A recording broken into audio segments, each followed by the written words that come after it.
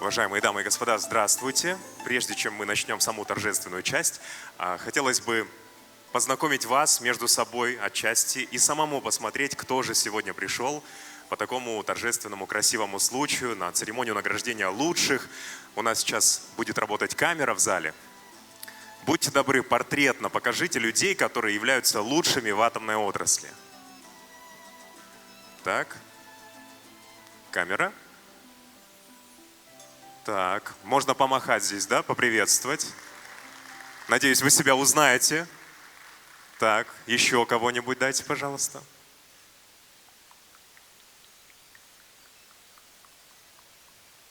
Ну, так, тоже. Здравствуйте. Мы вас видим. Здравствуйте, с праздником вас. Давайте еще покажем портреты красивые.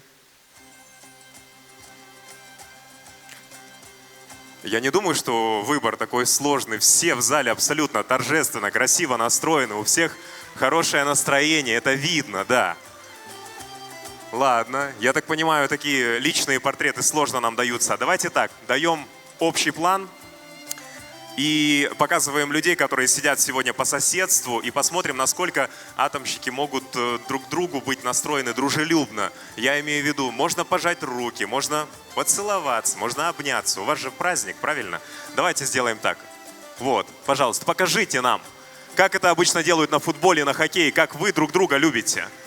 Друг друга поприветствуйте, друг друга.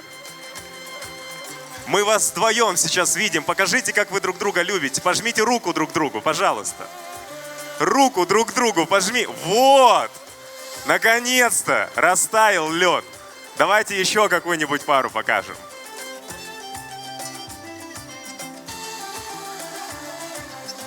Так, здесь были такие возгласы, словно поцеловаться требовалось, да? Так, давайте еще. Ой, вот, это называется коштасу, да? Браво. Так, еще, покажите нам еще, пожалуйста. Угу. Ну надо же, а. Как будто репетировали. Если камеру на нас наведут, сделаем так, да? Еще, можно, пожалуйста? Так, здесь надо как-то изощряться. Пожмите руки друг другу, поприветствуйте, пожалуйста. Так, есть. Ну, еще несколько давайте портретов таких общих, добрых. Здравствуйте. Мы видим, вы все свои награды, да, сегодня надели на пиджак? Конечно, это очень уважительно. Давайте еще.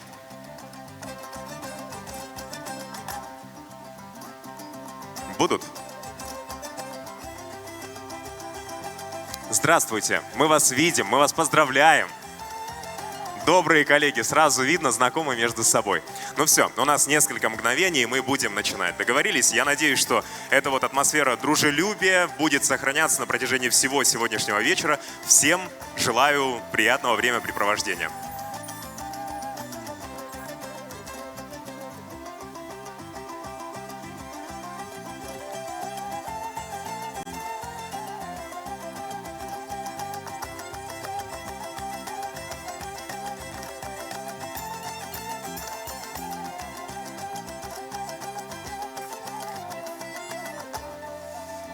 Итак, через несколько минут мы начинаем нашу торжественную церемонию. Прошу рассаживаться в зале. А пока что объявление о том, что Казатомпром уделяет особое внимание безопасности, и поэтому по правилам сейчас пройдет инструктаж по технике безопасности в этом зале. Мы на сцену приглашаем Диаза Мамитекова, представителя Департамента производственной безопасности Казатомпром. Прошу собрать внимание к Диазу. Саламатсыз ба, құрметті әріптестер, дәстүр бойынша әртүрлі іс-шаралар өткізер алдына қауіпсіздік нұсқама. Осы ғимараттың әкімшілігі берілген ақпарат бойынша, осы ғимарат төтенше жағдайларды заманауи хабарлау және анықтау жүйелерімен жабдықталған. Қазіргі таңда жұмыс режимінде қосылып тұр. Сондықтан хабарлау жүйесі қосылған кезде бәріміз осы жерден қауіпсіз шығуымыз қажет. Қауіпсіз шығу үшін жасыл белгілімен белгіленген есіктер арқылы шығуға болады. Жиналу орны автотұрақтың алдынан анықталған. Бәріңізге көп рахмет.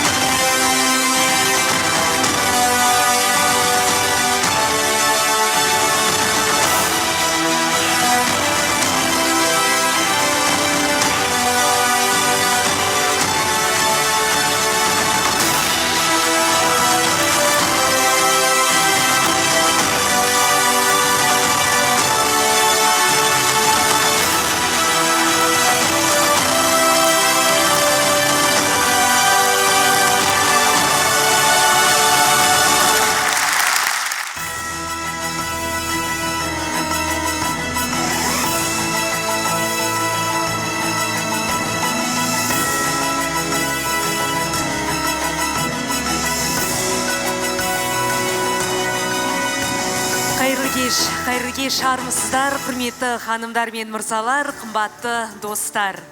Добрый вечер, уважаемые леди и джентльмены. Мы рады вас видеть по такому торжественному, прекрасному случаю. Давайте еще раз друг друга поприветствуем аплодисментами. Будьте добры. Қымбатты достар, біз еліміздің барлық атамшыларын шын жүректен кәсіби мерекемен құттықтаймыз. Қызметтеріңізге табыс, отбасыларыңызға амандық тілейміз. Мереке құтты болсын! Конечно, с удовольствием продублирую. Мы собрались сегодня в рамках празднования Дня работников атомной отрасли, поэтому еще раз всех атомщиков нашей страны поздравляем. Желаем вам новых побед, побольше моментов, когда счастье захватывает дух. Благополучия вам и вашим семьям, разумеется. Поздравляем!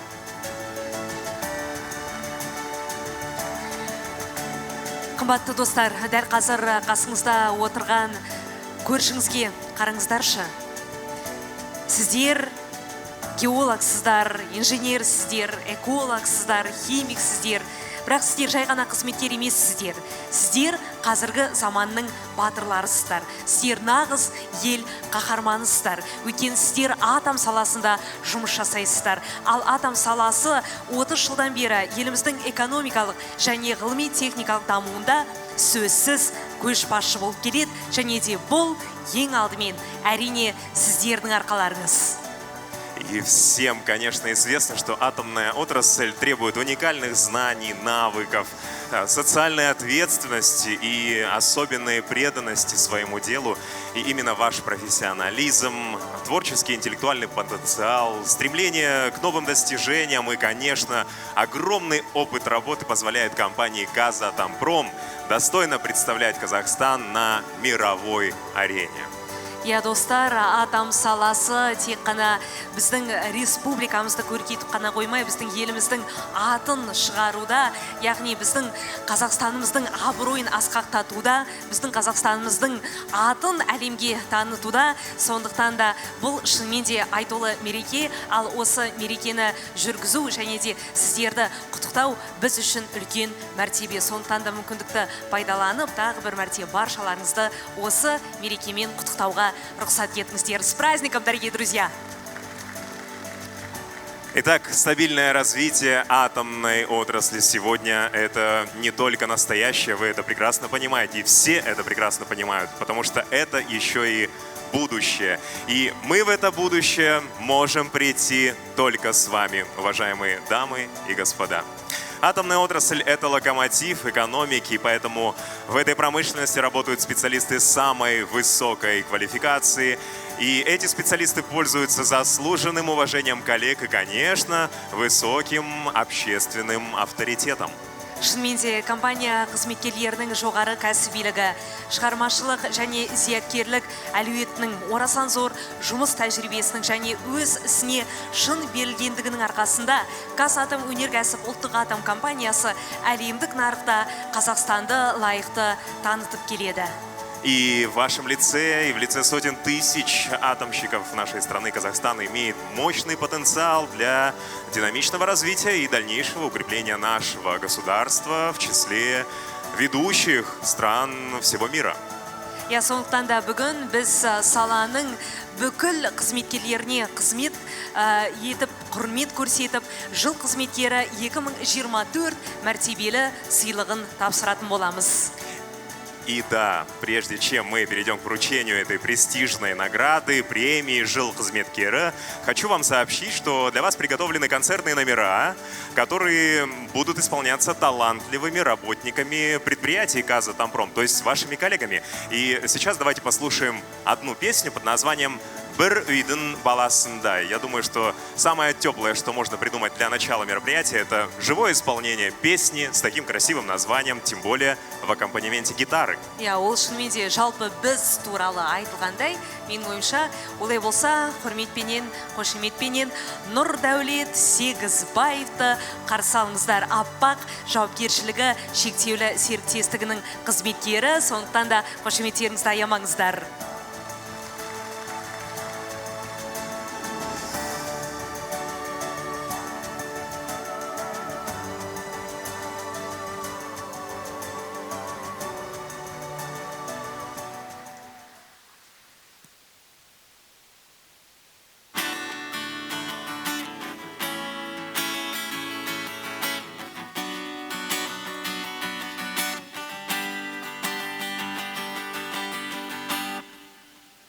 Алға ұмтыл тек алға, алда қойған мақсатқа қолсыз еш таянба сен. Алға ұмтыл тек алға, үміт міндет арқала, қолсыз еш таянба сен. Болашақ жарқын болсын, бірлікпен ортақ толсын, жетелейтін бізді тек алға. Бәріміз бірге бір үйдің баласындай, бірлігімізді сақтай, жылжимыз сонда тек алға. Бәріміз бірге, бәріміз бірге, қазақ елі. Алға ұмтыл тек алға, жаңа белестер алда, қолым еш таянба сен.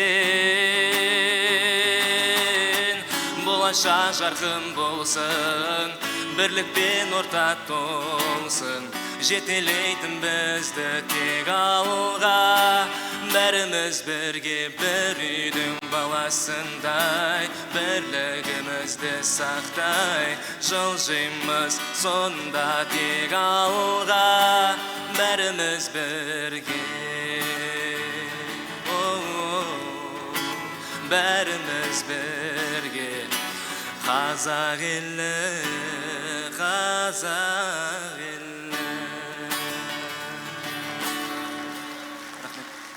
Браво, Нұрдәулет Сегізбаев. Қошеметтеріңізді аямаңыздар. Әрине, енді атом саласында жұмыс жасау екінің бірінің қолынан келе бермейді.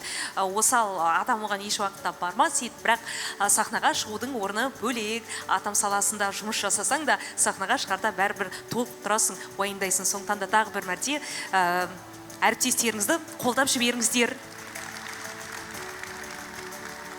Рахмет. Ал дәл қазір құттықтау сөз және марапаттау рәсімі үшін сахнаға Қазатомөнеркәсіп ұлттық компаниясының басқарма төрағасы Юсупов Мейіржан Бахитович мырзаны шақырамыз.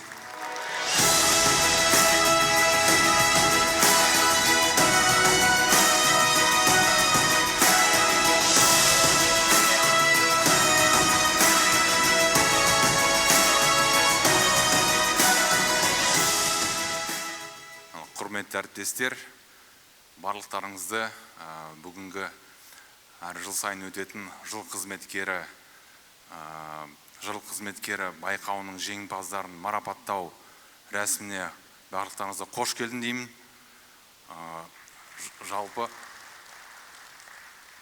Жалпы бұл іс-шара біздің осы жұмысшыларымызды, жеңімпаз жұмысшыларды тек қана оларды ғана көрсетіп қоймай, жалпы осы атом саласындағы жұмыстың маңыздылығын, атом саласындағы жұмыстың керектігін, қажеттілігін көрсетіп өтетін үлкен бір іс-шара.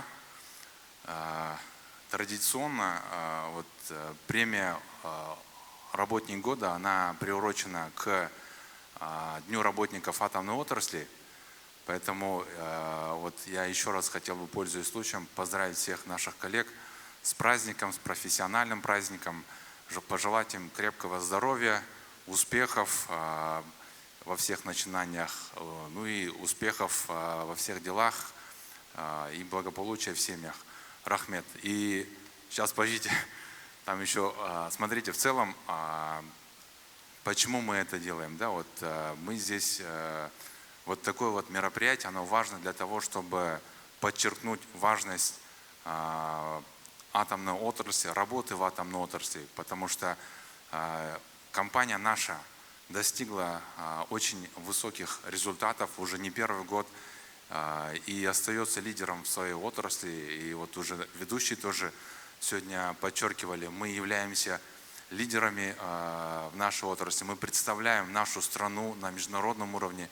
И, конечно же, все это благодаря усилию, труду наших работников, в том числе и кто вот сегодня выиграл конкурс, но и в том числе всех тех наших работников, которые неустанно, выкладываясь на все 100, трудятся на наших рудниках. Это те же самые геологи, это наши работники на УМЗ, это наши работники на рудниках, это наши транспортники, это наши связисты, ну и наши работники в корпоративном центре. Поэтому, коллеги, всех еще раз, пользуясь случаем, хочу от всего сердца поздравить и поблагодарить, выразить свою благодарность за ваш труд, за ваш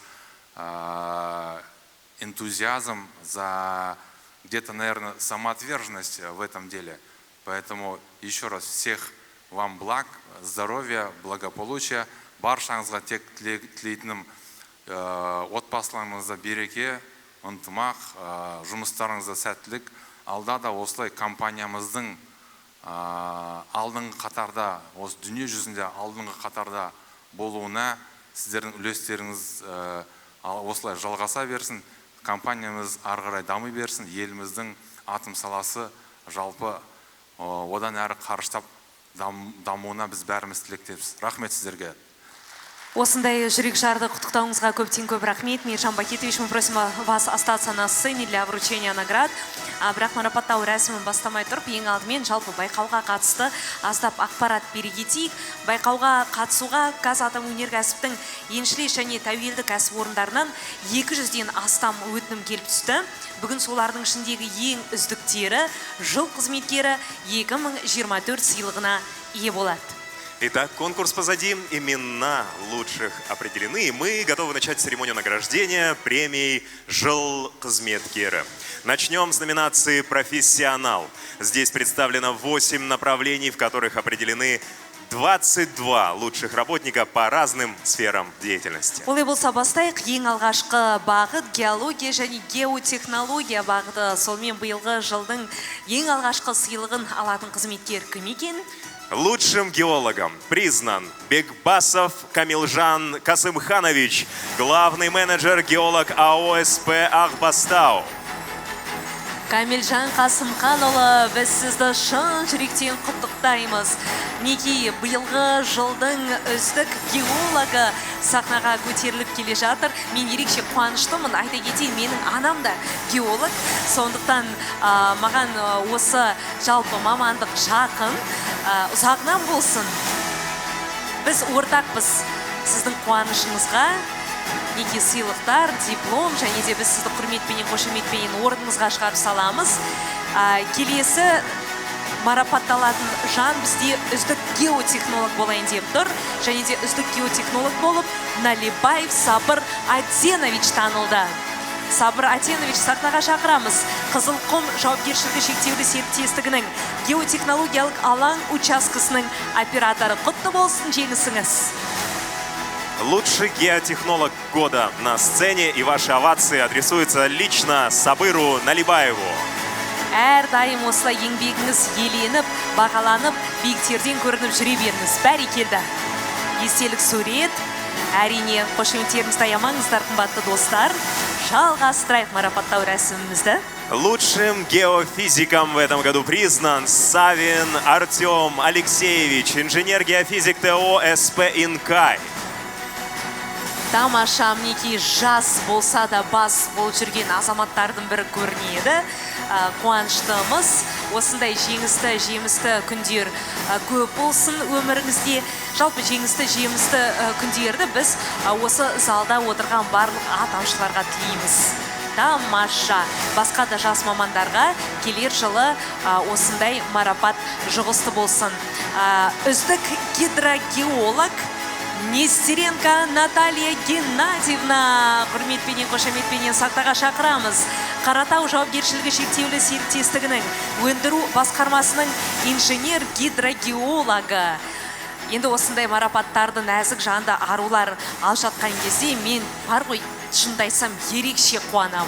Наталья Геннадьевна, пройти такой большой конкурс и стать лучшим, стать профессионалом, работником года. Біздің қыздарға сөз жоқ, біздің қыздар мықты. Тамаша, жалғастырайық. Лучшим маркшейдером признан Турысбеков Бакыджан Ерикович, инженер маркшейдер ТО СП Буденовская. Бакжан Ерикович, наши поздравления. Не умолкают овации в зале. Бұл шынымен де үлкен конкурс болды. 100-ден жүйрік, 1000-нан тұлпар шыққан жандар мінекей дәл қазір өздерінің марапаттарын алып жатыр. Сахнаға шығатын келесі қызметкерді таныстырайық. Следующая категория, номинация у нас «Лучший специалист по РВР». И это Бердалиев Мухтар Алмаханович, оператор участка ремонтно-восстановительных работ АО СП «Заречная». Подборные овации. Приглашаем вас на сцену за заслуженной наградой. Тамаша. Жалпы компанияның осындай жүлдені өткізіп жатқаны керемет идея, менің ойымша, өйткені бұл әрине қызметкерлерге шабыт, мотивация сыйлайтыны сөзсіз. Басқаларға мінекей үлгі боларлық біздің мықты қызметкерлер. Құттықтаймыз. Лучшим специалистом по бурению признан Тукыбай Серік Амангелдіұлы, машинист буровой установки АО «Волков Геология». Серік Амангелдіұлы, сцена ваша, овации звучат специально для вас. И все это потому, что вы умеете быть профессионалом своего дела. Лучший специалист по бурению на сцене. Бұрғылау бойынша үздік маман сахнада қаттырақ қосып қояйық. Құтты болсын, жеңісіңіз. Сонымен келесі бағыт бізде өндірістік қауіпсіздік бағыты деп аталады. Және де дәл қазір біз еңбекті қорғау және өндірістік қауіпсіздік бойынша үздік маманды марапаттайтын боламыз. Ол Ползунов Павел Евгеньевич. Сахнада күтеміз сізді. Кап Технологи жауапкершілігі шектеулі серіктестігінің өндірістік қауіпсіздік департаментінің инженері. Құттықтаймыз. Поздравляем вас от всей души, Павел Евгеньевич, заслуженная награда. Лучший специалист в области охраны труда и производственной безопасности. Очень ответственная работа, очень серьезная номинация. Очень рады за вас. Лучшим специалистом в области радиационной безопасности и охраны окружающей среды признана Арыстанбекова Шамшат Богенбайхазы. Дозиметрист 5-го разряда, лаборатория РБ и ОСТО Казатомпром Сауран. Неки бәрекелді, жасасын біздің арулар, жасасын біздің қыздар, қыздар тек қана алға. Қазір жалпы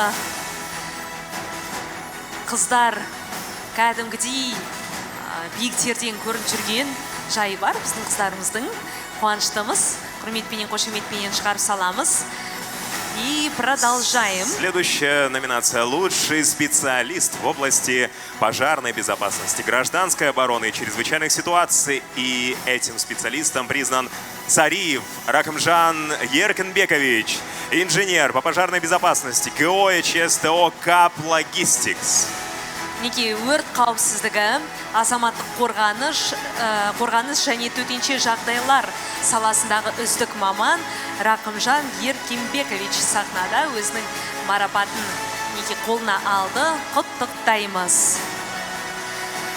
Көзді ашып жұмғанша, қымбатты достар, біз неке келесі бағыт бойынша қызметкерлерді марапаттауға дайынбыз. Қайта өңдеу бағыты және де дәл қазір біз өнімді ерітінділерді өңдеу саласындағы үздік маманды марапаттайтын боламыз. И на сцену приглашается Куйбагаров Талгат Абдурахманович, мастер участка переработки продуктивных растворов рудника Карамурын ТО РУ-6. Құтты болсын, Талғат Абдурахманович.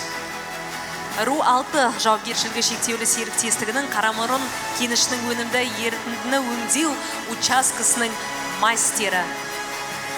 Жасай беріңіз. Алар асуларыңыз көп болсын. Құттықтаймыз. Сонымен келесі марапатталатын маман Афинаж цехының үздік маманы. Және де бұл Файзулаев Әділ Тілегенұлы. Қаратау жауапкершілігі шектеулі серіктестігінің Афинаж өндірісінің шебері. Құтты болсын! От всей души поздравляем вас! Лучший специалист афинажного цеха Адель Тельген Улы. Шаршамай қол соғып отырайық, қымбатты достар. Осында қол соқпасақ басқа қай жерде соғамыз. Жылына бірақ рет кездесеміз. Аямаңыздаршы қошеметтеріңізді. Тамаша. Мы переходим к направлению механика, и в номинации «Лучший специалист в области механики» признан Сағындыков Халижан Ынтымақ Улы, главный механик Южной горно-химической компании. В этом году, кстати, у компании юбилей небольшой. Предприятию 10 лет исполнилось со дня образования. Здесь, конечно же, аплодисментов точно нельзя оставлять себе. Подарите, пожалуйста, аплодисменты Калижану Ынтымақұлы и Южной горно-химической компании. Поздравляем! 10 жылдығын атап өтір. Биыл кәсіпорынның қызметкері механика саласындағы үздік маман атанып отыр. Құттықтаймыз шын жүректен. Ендігі кезек үздік жүргізушіден, және де биыл үздік жүргізуші болып Шопанбаев Шопан Жораевич танылды. Шопан Жораевич, сахнада күтеміз сізді. Инкай бірлескен кәсіпорын жауапкершілігі шектеулі серіктестігінің кран манипулятор қондырғысы техникасының жүргізушісі. Құттықтаймыз! Шопан Жораевич, момент исключительно для вас созданный. Не скупитесь на эмоции. Фотография непременно останется в вашем архиве, в архиве компании «Казатомпром». Ал біз келесі бақ бойынша марапаттауды бастауға дайынбыз. Ол өнім сапасын бақылау және қамтамасыз ету бағыты. И лучшим метрологом признан Мухан Давлет Мухан Улы, ведущий инженер по метрологии ТО «АПАК». Ваши овации, уважаемые дамы и господа. Құтты болсын, әрдайым осылай жұмысыңызда үздік нәтиже көрсетіп жүре беріңіз қашанда. Және де басқа жас мамандарға өзіңіздің осындай жеңісіңіз, жетістігіңіз жұғысты болсын деп тілеп қояйық. Естелік сурет. Әрине, одан кейін біз сізді құрметпенен, қошеметпенен залдағы орныңызға шығарып саламыз. Дәл қазір біз үздік стандарттаушыны марапаттайтын боламыз. Және де бұл Катюбинская Ольга Игоревна. Лучший стандартизатор 2024 года. Главный менеджер по стандартизации и метрологии акционерного общества «Волков Геология». Құтты болсын! Ольга Игоревна, овации в зале звучат исключительно для вас. Это лучший стандартизатор в этом году. Диплом, статуэтка, сыйлық, гүл шоқтары және де қошемет бәрі арнайы сіз үшін, Ольга Игоревна. Қуаныштымыз. Ну, а мы продолжаем. Итак, лучшим специалистом в области ОТК признана Эйтнер Анастасия Сергеевна, начальник бюро системной документации отдела стандартизации и качества Ульбинского металлургического завода. Кстати, в этом году Ульбинский завод отмечает юбилей, 75 лет со дня образования. И мы, конечно же, громкими овациями поздравляем Ульбинский завод и лично Анастасию Сергеевну с тем, что она профессионал в своем деле, лучший специалист в области ОТК. Ойлап көріңіздерші, қымбатты достар, 75 жыл. Бұл шын мәнісінде енді аты аңызға айналған кәсіпорын Үлбі металлургия зауыты. Және де мінекей осы зауыттың қызметкері биыл марапат алды. Құтты болсын. Келесі марапатталатын қызметкер үздік химик. Үздік химик бізде Хишко Людмила Ефремовна. СКЗЮ жауапкершілігі шектеулі серіктестігінің сынақ зертханасының 5-ші санаттағы лаборанты. Сахнада күтеміз сізді.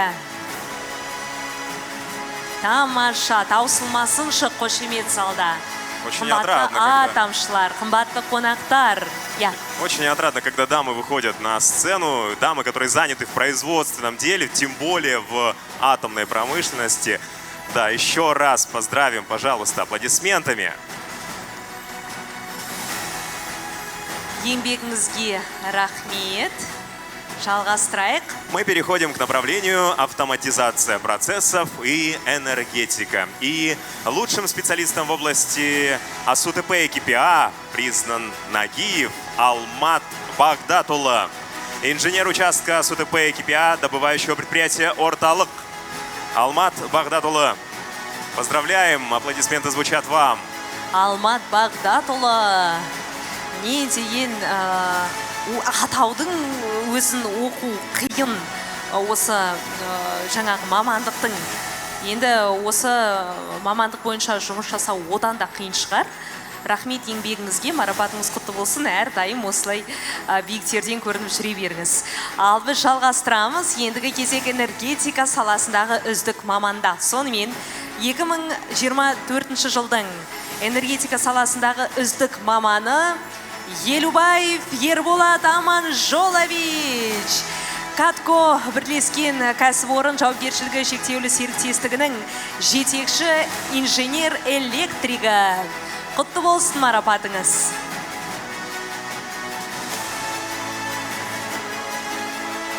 Вы заметили, да, что много молодых специалистов выходят на сцену и являются жыл-қызметкер. Это очень радует, потому что есть поколение, которому можно передать все дела в рамках Казатомпром.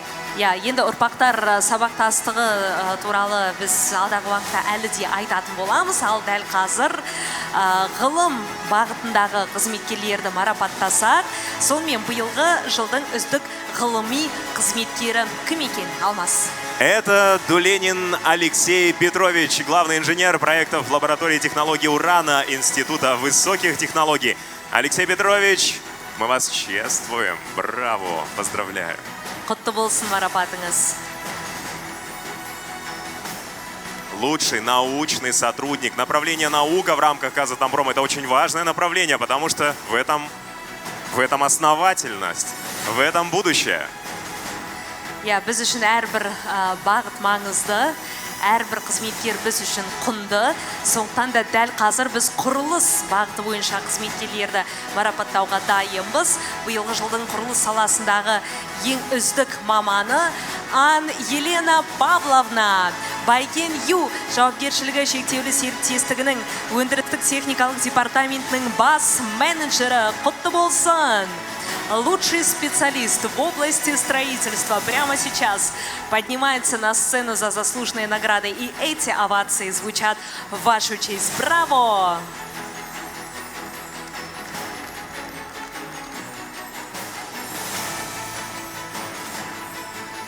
Өміріңіз осындай қуанышты сәттерге толы болғай. А мы переходим к награждению лучших специалистов в номинациях «Наставник» и «Перспектива». Тәлімгер номинациясына кемінде 10 жылдық жұмыс тәжірибесі бар мамандар қатыса алады. Және де бұл мамандар кәсіпорындарда шәкірттер тәрбиелейді, яғни жас буынды дайындайды. Итак, в этой номинации по традиции определены два победителя среди ТР и рабочих специальностей. Итак, кто же стал лучшими наставниками? Сонымен үздік тәлімгерлер Курманов Жангелді Жүгінісович, Семізбаю жауапкершілігі шектеулі серіктестігінің бас механик қызметінің инженер-механигі. Құттықтаймыз! Мінекей, тамаша. Марапатты алуға шыққан кезде дәл осындай көңіл күймен шығу керек. Әрдайым осылай марапаттарға ие болып жүре беріңіз енді. Кеудеңіз ордендерге тола берсін, үйдегі сөреңіз осындай статуэталарға тола берсін. Құттықтаймыз тағы да. Пусть места свободного не будет на вашем пиджаке для новых наград и побед. И лучшим наставником также признан Серищев Александр Витальевич, электромонтер по ремонту и обслуживанию электрооборудования ТО СП «Катко». Александр Витальевич, приглашаем вас на сцену в ваш момент. Бұлай алып қарайтын болсақ, бұл кәдімгідей ғұмырларын атом саласына арнаған жандар ғой, не деген берілгендік, не деген шынайы махаббат, жұмысқа өзінің таңдаған мамандығына деген махаббат. Нағыз үлгі алатын жандар неке. Осындай жандардың шеруі болып жатыр бүгін біздің сахнамызда. Дәл қазір енді келесі номинация бізде болашақ номинациясы. Болашақ номинациясындағы байқауға еңбек өтілі аздығына қарамастан едәуір нәтижелерге қол жеткізіп үлгерген, келешегінен үміт күттіретін 30 жасқа дейінгі қызметкерлер қатысады. Олар басшылары мен тәлімгерлері үміт артатын біздің саланың болашағы. Номинация «Перспектива». Здесь тоже представлены два победителя. И Лучшим перспективным работником признан Уалихан. Шохан Уалиханула. Уран қуат жауапкершілігі шектеулі серіктестігінің жедел диспетчерлік қызметінің режим және баланс инженері құттықтаймыз. Бағана Алмас, сен өзің атап өттің ғой, жас қызметкерлер көп деп. Енді бірінші номинацияда, яғни кәсіпқой номинациясында жас қызметкер кәдімгідей көптеп сахнаға шықты. Яғни қызметкерлер қатары жасарып жатыр Қазатомөнеркәсіп компаниясында. Және де менің ойымша осы номинацияда бәсекелестік қатты болған сияқты. И также лучшим перспективным в этом году признан Троянский Николай Сергеевич, слесарь по обслуживанию и ремонту бурового оборудования ТО СП «Руспурмаш Казахстан». Николай Сергеевич, от всей души поздравляем. Бұл енді үлкен жеңістердің бастамасы ғана болсын. Алдағы уақытта осылай Қазатомөнеркәсіп ұлттық компаниясына адал қызмет етіп, марапаттарға ие болып жүре беріңіз. Поздравляем от всей души. Ну что ж, победители конкурса получили свои заслуженные награды, а у нас еще одно важное объявление. Миржан Бахитович, просим вас оставаться на сцене. Компания, вы знаете, активно поддерживает молодых специалистов отрасли, и в рамках сегодняшнего мероприятия было принято решение наградить молодых специалистов, участников программы «Жет Қадам». Жеті қадам бағдарламасы Самұрық Қазына акционерлік қоғамының бастамасы болып табылады, және ол жастар саясатын қолдау жөніндегі бағдарламаны іске асыру шеңберінде, сондай-ақ қордың және портфельдік компаниялардың жас және тиімді қызметкерлерінен болашақ көшбасшылар дайындау, оларды басқару құзыреттерін енгізу әдістеріне үйрету, коммуникативтік дағдыларды, командада жұмыс істей білу, бюджеттік жоспарлау қағидаттарын түсіну мақсатында әзірленді. Дәл қазір экранға назар аударсақ.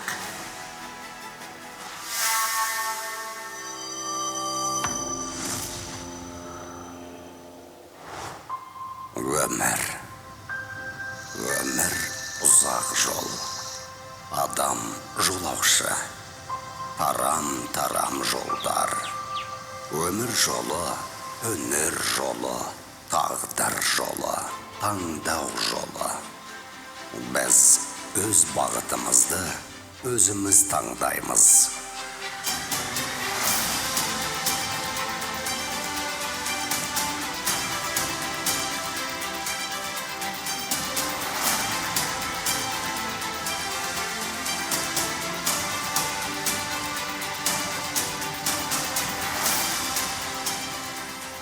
Біз даму жолын таңдаймыз. Біздің мақсатымыз өсу мен өркендеуге бағытталған. Әр қадамымыз абайша айтқанда ақырын жүріп, анық басу. 7 қадам. Жетістіктеріміздің бастауы. 7 қадам. Жаңа жеңістерге желпіндірген жоба. И вот мы встречаем победителей в программе «Жет Қадам». На сцену приглашается Хобланов Жандос Бахытулы, ведущий специалист производственно-технического отдела филиала Шиелі Сунқар ТО КАП Логистикс. Жандос Бахытулы, аплодисменты звучат вам. Шын жүректен құттықтаймыз. Осындай үлкен марапат алуыңызбен ақырын жүріп анық бас дейді. Менің ойымша, бұл өте орынды қағида, өте орынды ұстаным, құтты болсын, тамаша. Осы бағытта марапатталатын тағы бір қызметкер Белова Надежда Андреевна, КАП Логистикс жауапкершілігі шектеулі серіктестігінің өндірістік қауіпсіздік департаментінің менеджері, құтты болсын. Бағана енді бейнеде Абай атамыздың сөзі айтылды. Осы тұста ойыма тағы да мынандай бір сөз келіп тұр. Болсам деген талапты ұмытқан соң, құр кеудеге өмірдің несі дәрі. Бастысы адамда болсам деген талап болу керек қой, сонда қолымыздан келмейтін дүние болмайды. Тамаша, құттықтаймыз. Приглашаем на сцену для получения своей награды Альмахан Жанбек Уалиханулы, инженер-геотехнолог участка геотехнологического полигона ТО ДП «Орталық». От всей души поздравляем вас. Приятно всегда приятно и почетно получать такие награды. Всегда приятно, когда твои труды оцениваются. Желаем вам еще больших, еще ярких побед. И продолжаем церемонию награждения. Чествовать Төлеуова Аблайхана Өмірбекұлы, слесаря службы АСУТП КПА, филиала Ирколь ТО Семсбаю. Аблайхан Өмірбекұлы, добро пожаловать, здравствуйте, момент ваш. Жұлдызды сәт, мінеки. Тамаша. Тарих қой бұл, кәдімгі тарих. Мәңгі есте қалатын қуанышты сәт. Сонымен қатар осы бағыт бойынша Төлеуханова Ғалия Тауфиқ қызы марапатталады. Үлбі металлургия зауыты акционерлік қоғамының өндірістік қауіпсіздік бөлімінің еңбекті қорғау және қоршаған ортаны қорғау инженері. Құттықтаймыз! Мен әдеттегідей біздің қыздар үшін, біздің арулар үшін ерекше қуанып тұрмын. Біздің қыздарға тең келетін ешкім жоқ. Тамаша. Мы всех поздравляем. На этом торжественное награждение завершилось, но сюрпризов еще много. Биржан Бахитович, благодарим вас. Да, просим занять место в зале. Спасибо еще раз вас с праздником. И нас ждет, конечно же, интересная программа от талантливых сотрудников, ваших коллег команды Казатомпром.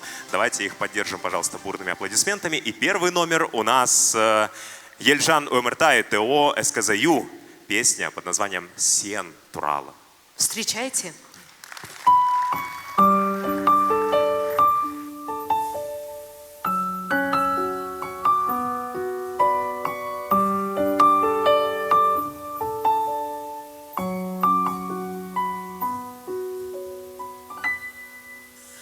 Көңілім ошады құстай, көргенде өзіңді. Арманда қалдым арманай, айта алмай сөзімді. Көргенде сені,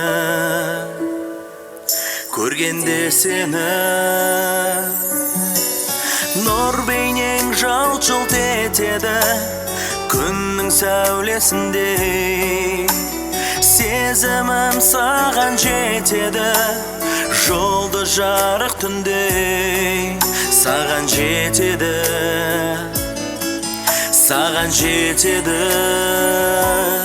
әлі талай таңдарды өткіземіз екеуміз.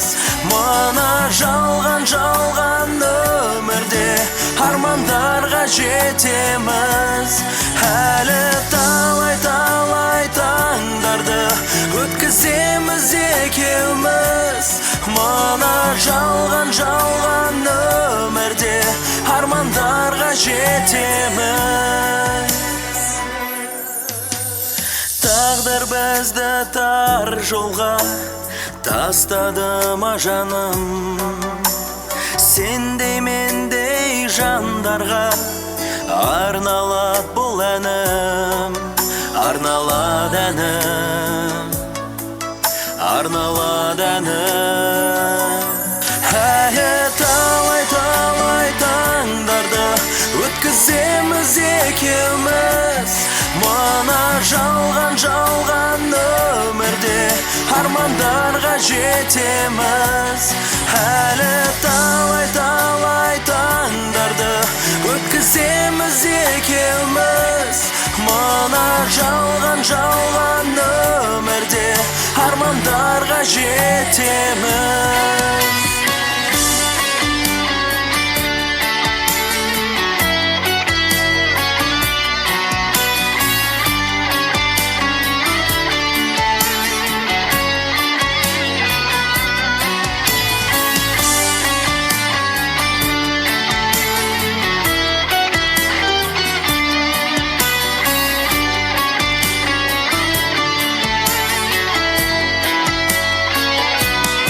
Әлі талай таңдарды өткіземіз екеуміз. Мына жалған өмірде армандарға жетеміз. Әлі талай таңдарды өткіземіз екеуміз. Мына жалған өмірде армандарға жетеміз.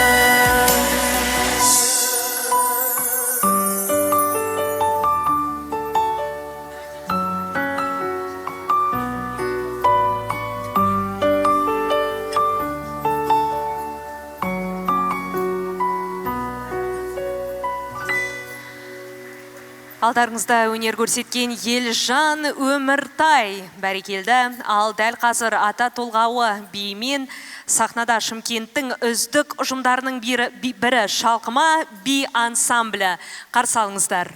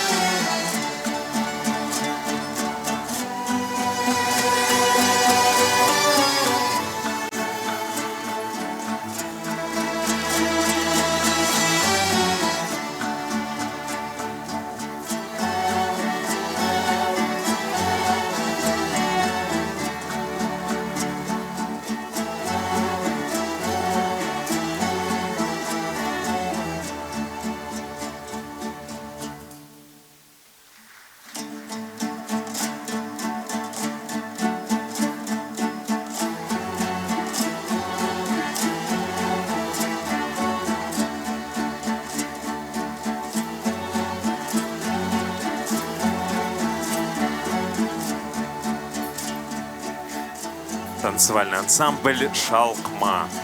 Не зря говорят, что в танце нету исполнителя и зрителя, есть танец, это уже магия. А мы переходим к следующему номеру, тоже от талантливых сотрудников Казатомпром. Представитель Южной горно-химической компании Лаура Талгат с номером «Бас, бас, хамшбас».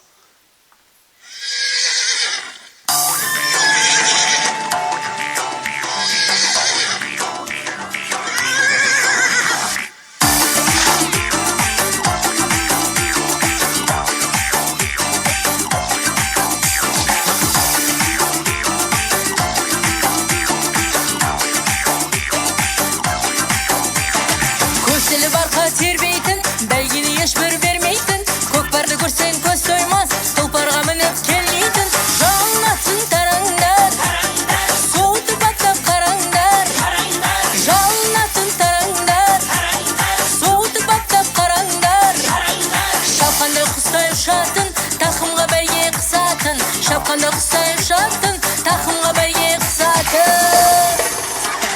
Бас, бас, қамшы бас, көзден ақсын тамшы жас. Бас, бас, қамшы бас, жете алмасын қарсылас. Көрсеш еркек ерлігін, жеңімпаз болшы сен бүгін. Көкпар шапсын қазақтар, көрсетіп елдің кеңдігін.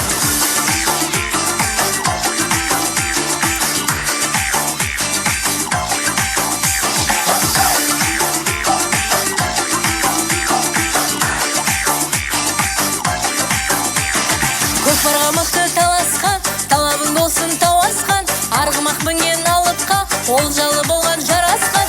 Жалынатын тараңдар, суытып баптап қараңдар.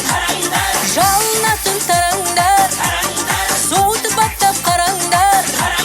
Шапқанда құстай ұшатын, тақымға бәйге қысатын. Шапқанда құстай ұшатын, тақымға бәйге қысатын. Бас, бас, қамшы бас, көзден ақсын тамшы жас. Бас, бас, қамшы бас, жете алмасын қарсылас. Көрсет еркек ерлігін, жеңімпаз болшы сен бүгін. Көкпар шапсын қазақтар, көрсетіп елдің кеңдігін.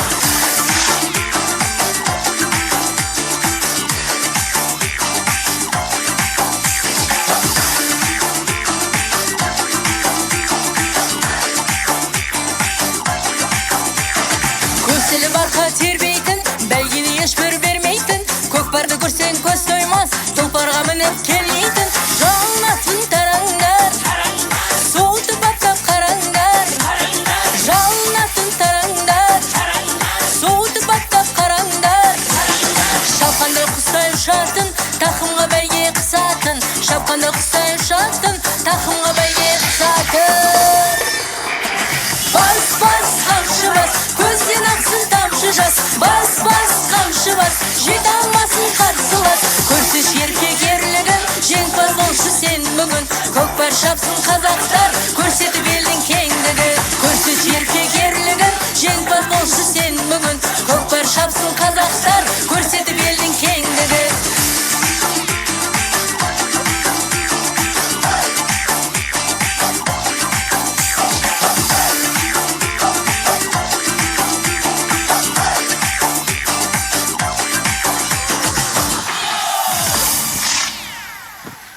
Браво, Талғат Лаура! Қошеметтеріңіз таямаңыздар.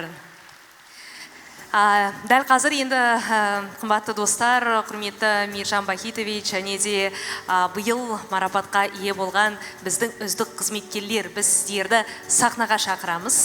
Рұқсат болса, сахнаға бәріміз көтеріліп, басқарма төрағасымен бірге ортақ естелік суретке түсейік. Мейіржан Бахитович и все победители в жыл қызметкері приглашаются на сцену для одной общей красивой фотографии.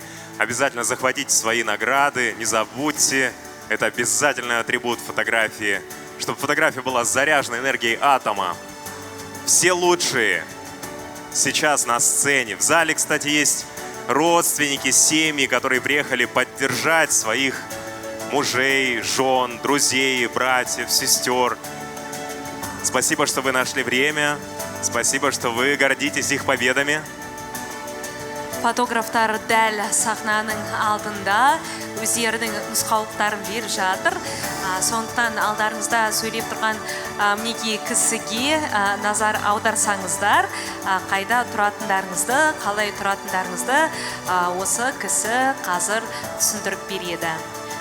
Әдемілеп тұрып суретке түсейік, бұл тарих, бүгінгі сәт. Жыл қызметкері 2024 сыйлығы жүлдесі Казатомпром ұлттық компаниясы. Тамаша. Никуда торопиться не стоит. Давайте, пожалуйста, откроемся. Я имею в виду, откройте себя, свои эмоции. Вы признаны лучшим работником года. Это уже повод для гордости. И сейчас, кстати, в зале аплодисменты звучат вам, всем, кто стоит на сцене. Давайте счастливый момент покажем. Пусть это все запечатлят наши фотографы, видео. Әр қайсыларыңыз осы марапатты алмай тұрып үлкен жол жүріп өттіңіздер. Көп еңбек атқардыңыздар. Бұл маңдай термен келген жеңіс. Сондықтан да бұл сәт сіздердікі. Әрдайым осылай еңбек етіп, үздіктердің үздігі болып қала беріп, Қазатомпром компаниясының өркендеуіне өздеріңіздің үлестеріңізді қоса беріңіздер. Жасасын біздің үздік қызметкерлер, жасасын Қазатомпром. Атомшылар мерекесі тағы да құтты болсын! И по традиции мы завершаем мероприятие гимном Казатомпром. Просьба оставаться всех на сцене, все, кто в зале. Вы видите на экранах слова гимна Казатомпром. Давайте все вместе дружно исполним официальный гимн компании Казатомпром. Сонымен Қазатомпром компаниясының гимні сөздерді біз экранға шығарамыз. Бүкіл зал болып бірге қосылып айтайық. Кеттік!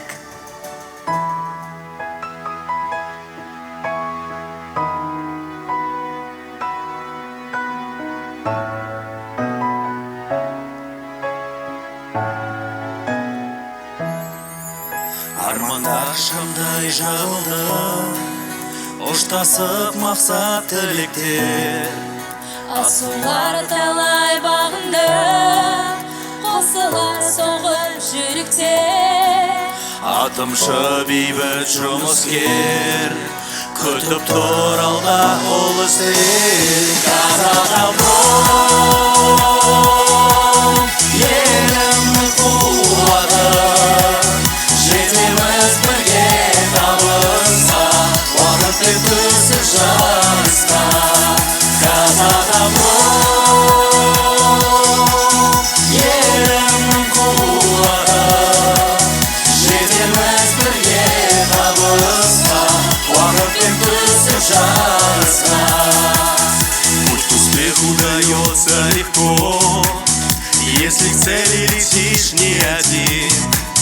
Вместе мы взлетим высоко, мы любых достигнем вершин. На нас с гордостью смотрит страна, нас великие ждут дела. Казатомпром, энергия страны. Вместе мы пришли к успеху, вместе к новому идем. Казатомпром,